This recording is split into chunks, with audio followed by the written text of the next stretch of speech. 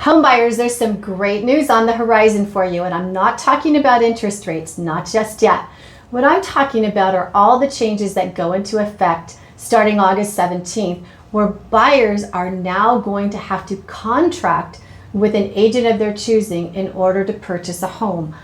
I don't think this is a bad thing, and I don't think that this is anything new. And so I don't know what all the uproar is quite honestly about. And the reason I can say that is I've sold real estate for over 35 years.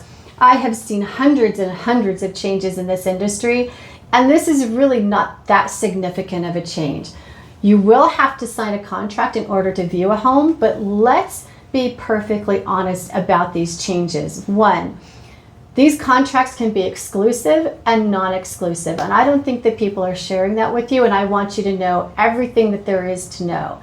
Secondly, it's going to give you an opportunity to maybe slow down just a moment and select some agents and actually ask them some very pointed questions. So if I were a buyer, what would I want to know from this agent?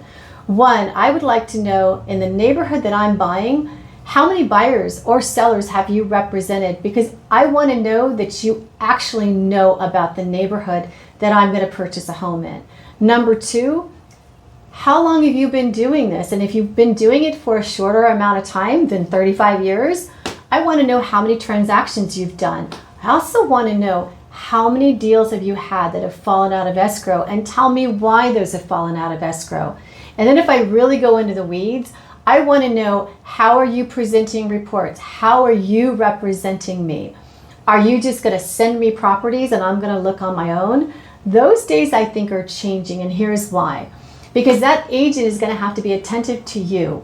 Just like when a seller calls me and wants me to list their home, I have to be very attentive. I have a schedule, I have a plan, I do everything in sequence to take care of every seller that I represent. And now we're going to be forced to do that exact same thing with a buyer, where experienced agents and a lot of strong buyer agents already do that, and you need to find one.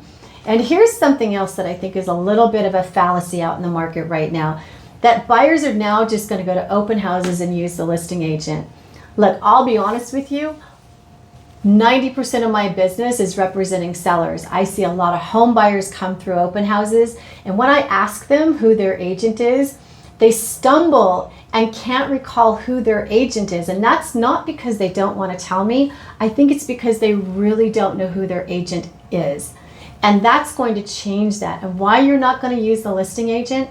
Because I think once you understand that hiring your own agent and getting strong representation is always in your best interest and not just going directly to the listing agent, I think you're going to see the benefit in that as well. As far as commissions, that's for another day. Don't let that whole dialogue and chatter that's out there scare you. Find yourself a good agent. They'll negotiate strongly on your behalf. If you have any questions about these new changes and these contracts that I'll talk a little bit more about in detail as I post more videos, you can always give me a call. I'm Robbyn Battles, 818-388-1631, and my email is robyn@thehouseagent.com. I hope you found this information useful.